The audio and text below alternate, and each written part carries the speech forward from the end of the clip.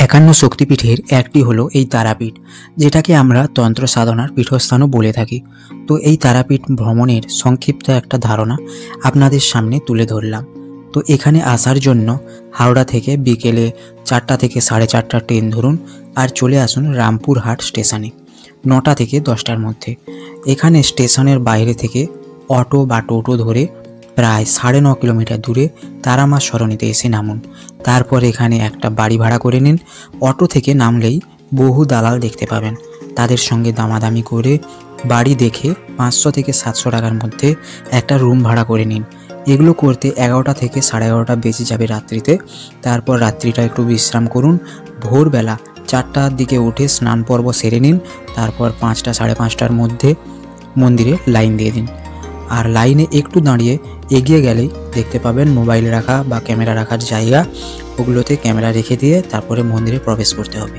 এখন মন্দিরের ভেতরে এগুলো নিয়ে প্রবেশ নিষেধ করে দিয়েছে। তো মোটামুটিভাবে 7টা থেকে 8টার মধ্যে মা তারার দর্শন হয়ে যাবে সকালবেলাতে। তারপর কিছু টিফিন করে নিন, হালকা করে একটু বিশ্রাম করে 10টার দিকে চলে আসুন সাধক বামাখ্যাপার ঘাট বা দ্বারকা নদের সামনে। আর তারপরেই দেখুন তারাপীঠের মহাশ্মশান। এখন আবার উন্নত মানের ইলেকট্রিক চুল্লি লাগানো হয়েছে। তবে এই সবগুলি ঘর ভাড়া থেকে বা মন্দির থেকে মাত্র 5 মিনিটের হাঁটা পথে দেখতে পাবেন।